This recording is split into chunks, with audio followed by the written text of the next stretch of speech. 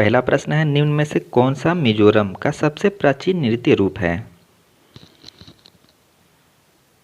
तो ये है चेराव नृत्य। भारत का सबसे बड़ा रेल मार्ग कौन सा है? तो आसान प्रश्न है, लगभग सभी लोगों को इसका आंसर पता होगा। यह है डिब्रूगढ़ से कन्याकुमारी। कल्पना चावला एक भारतीय मूल की अमेरिकी अंतरिक्ष यात्री का निधन अंतरिक्ष यान में किस वर्ष हुआ था? तो किस वर्ष हुआ था? तो ये हुआ था 2003 में।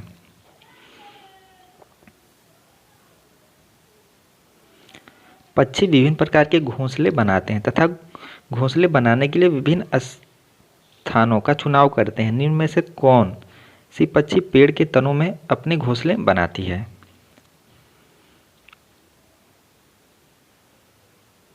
कौन सी पक्षी पेड़ के तने में घोंसला बनाती है?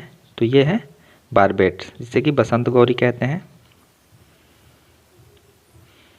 वैश्विक महामारी के समय में डॉक्टरों ने विटामिन सी से भरपूर भोजन ग्रहण करने की मात्रा को बढ़ाने के लिए कहा, क्योंकि 4 ऑप्शन है, तो यानी आपको बताना है विटामिन सी का उपयोग करने के लिए जो है डॉक्टर क्यों कहते हैं। तो इसका राइट आंसर है ऑप्शन डी, यह संक्रमण के विरुद्ध लड़ने की ताकत प्रदान करता है। निम्नलिखित में से कौन सा परजीवी पौधा है? पैरासाइटिक प्लांट कौन सा है? तो ये है अमरबेल Cuscuta, option B right answer है। निम्न में से किन पौधों के बीज पशुओं द्वारा विस्थापित होते हैं?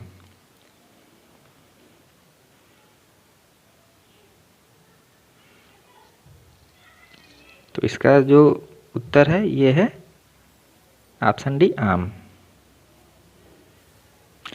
निम्न में से किसको बीज पत्र कहते हैं? तो ये कहते हैं बीज पत्ती को।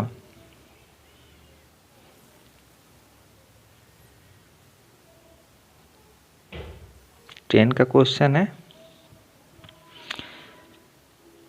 किसी पर्यटक ने उडुपी से सूरत जाने के लिए 16/10/2021 को ट्रेन के डिब्बे में प्रवेश किया। यह ट्रेन उडुपी से 20:20 पे चली और अगले दिन यानी 17 अक्टूबर को 16:20 सूरत पहुंची। यदि इन दोनों शहरों के रेलवे स्टेशनों के बीच की दूरी 1440 किलोमीटर है, तो उस पर्यटक की यात्रा के बीच ट्रेन की औसत चाल क्या थी?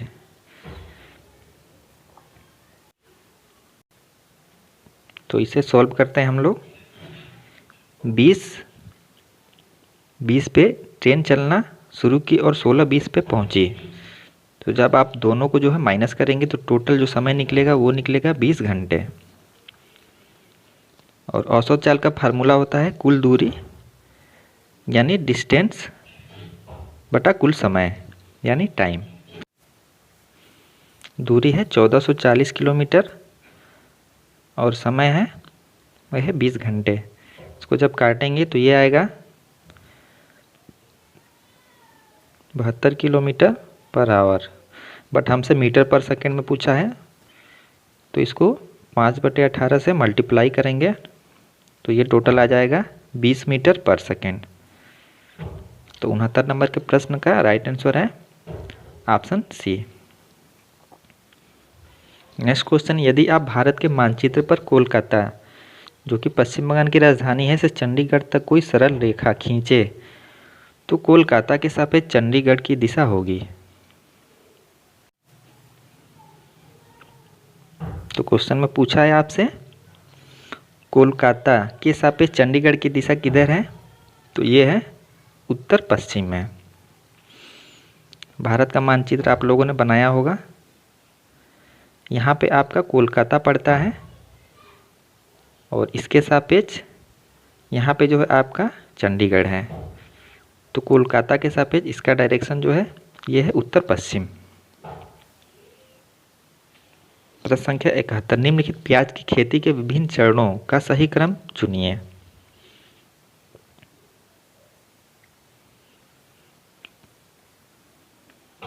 तो प्याज की खेती के चरणों का क्रम क्या है? 4 ऑप्शन है।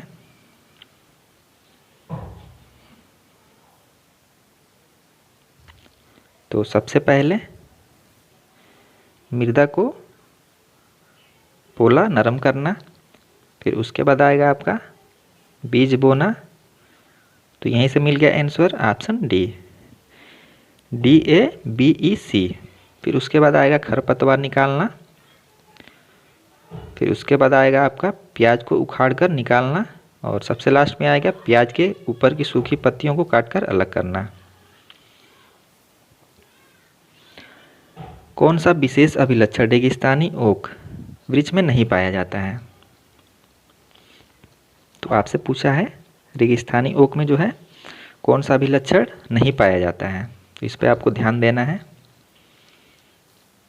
तो इसमें बड़ी और बहुत सारी पत्तियां होना ये नहीं पाया जाता है, ये गलत है। 73 तमिलनाडु के निकटवर्ती राज्य हैं। तो तमिलनाडु के निकटवर्ती राज्य हैं आंध्र प्रदेश, केरल और कर्नाटक। निम्न में से किन पौधों की जड़ों में नाइट्रोजन जोड़ने वाले बैक्टीरिया की ग्रंथियां नहीं होती हैं? तो इसमें ऑप्शन सी तुलसी में नहीं होती हैं। आप लोगों ने पढ़ा होगा जितने भी दलहनी पौधे होते हैं उनके जो है जड़ों में जो है वो नाइट्रोजन स्थिरीकरण वाली जो है बैक्टीरिया की ग्रंथियां पाई जाती हैं। 75 है पत्ती में सिराओं एवं छोटी सिराओं का व्यवस्था का नाम है? तो ये है सिरा विन्यास। ईवीएस के संदर्भ में बच्चा अपने वातावरण को निम्न में से किस ढंग से देखता है? तो ये देखता है समग्र रूप में।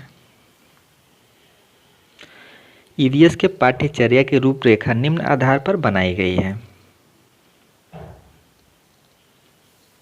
तो थीम पे। एनसीएफ से प्रश्न पूछा है। एनसीएफ 2005 कक्षा 3 से 5 तक ईवीएस को एक ऐसे विषय के रूप में देखता है जो निम्न प्रत्ययों एवं विचार वस्तुओं को आपस में एकीकृत करता है।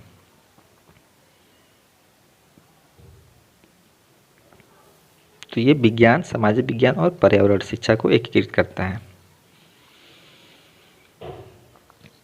79 प्रश्न है एक ईवीएस की अध्यापिका को अपनी ईवीएस की कक्षा में निम्न में से किन चुनौतियों का सामना करना पड़ सकता है? यहाँ पे ABCD दिए गए हैं।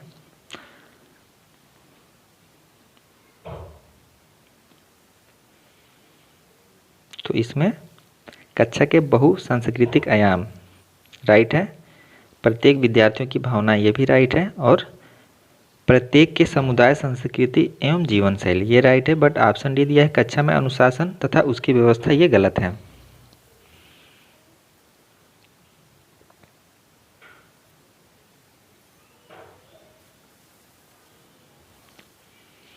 अस्सी नंबर का प्रश्न है प्राथमिक स्तर में ईवीएस पढ़ाने का सबसे उपयुक्त लक्ष्य है? तो 4 ऑप्शन है, कौन सा राइट आंसर है?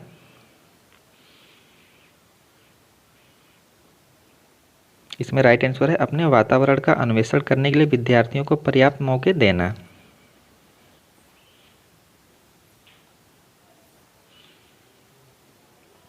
अनुवांशिक और अर्जित लक्षण विषय आरंभ करने के लिए शुरुआत के रूप में निम्न में से कौन सा कथन सबसे अधिक प्रासंगिक होगा? तो इसमें राइट आंसर है ऑप्शन ए, क्या आप अपने और अपने माता पिता के बीच कोई समानता पाते हैं?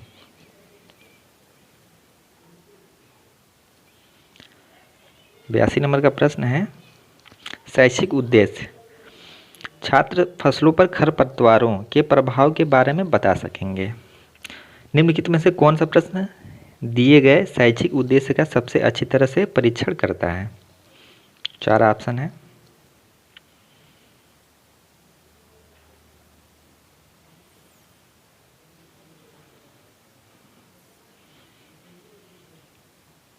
तो इसका राइट आंसर है ऑप्शन डी, उर्वरक के उपयोग के बावजूद पौधों की वृद्धि रुकने का क्या कारण हो सकता है।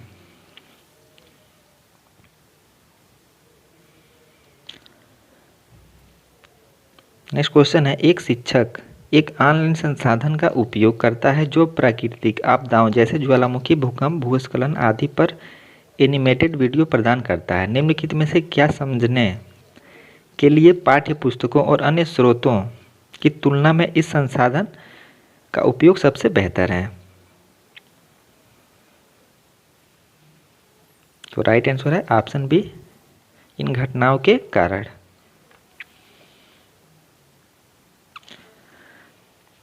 शिक्षक खाद्य परीक्षण की अवधारणा सिखाना चाहता है। निम्नलिखित में से कौन सी खाद्य सामग्री इस अवधारणा को समझाने के लिए सबसे उपयुक्त है। तो ये है मुरब्बा।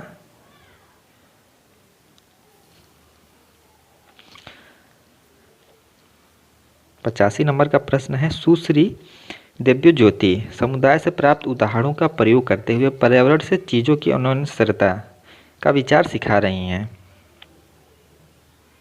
निम्नलिखित में से कौन सा उदाहरण इस धारणा को समझाने के लिए सबसे उपयुक्त है।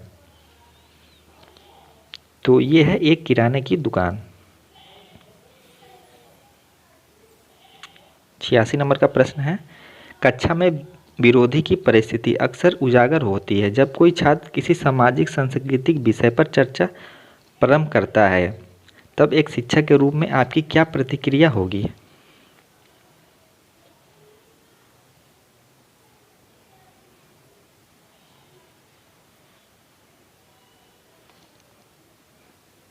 तो इसमें जो आंसर है ये है, छात्र से कहेंगे कि अपने अनुभव साझा करें और कक्षा में इस विषय पर संबोधन करें। प्रश्न एक बार और देख लें आप लोग। 87 नंबर का प्रश्न है, एक अध्यापिका की इच्छा है कि उसके छात्रों में वनस्पतियों के बारे में समझ व ज्ञान विकसित हो, इसके लिए निम्न में से क्या करना चाहिए। 4 ऑप्शन है।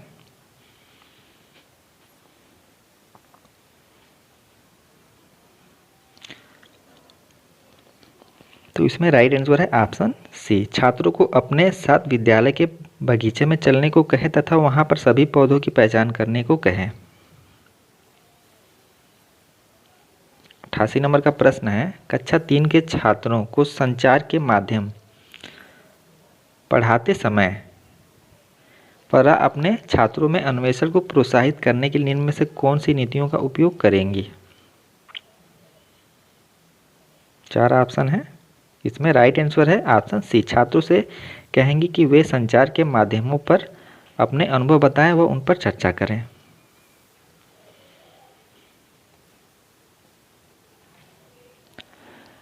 नवासी प्रश्न है, कक्षा 3 के अध्याय ऊंची उड़ान में पक्षियों के विषय पर चर्चा करते हुए शिक्षक टीना छात्रों से कहती है कि वे अपने आसपास पक्षियों व उनकी विशेषताओं का अवलोकन करें। इस क्रियाकलाप का लक्ष्य है। ए और बी ऑप्शन आप लोग देख लें। यहाँ पे सी और डी ऑप्शन है, तो इसमें राइट आंसर है ऑप्शन सी, पक्षियों के प्रति रुचि विकसित करना। और आज का हमारा अंतिम प्रश्न है, सीमा एक अध्यापिका छात्रों को अपने आसपास की वस्तुओं को संग्रहित करने के लिए कहती है। उन वस्तुओं जैसे धातु का पेन, स्टील की चम्मच, प्लास्टिक की चम्मच आदि को पानी की बाल्टी में डालकर देखें कि वे तैरती हैं अथवा डूबती हैं। छात्रों ने पूछा कि स्टील की चम्मच क्यों डूबी और प्लास्टिक की चम्मच क्यों तैरती रही। वे छात्रों को घनत्व के बारे में बताना आवश्यक नहीं समझती, क्योंकि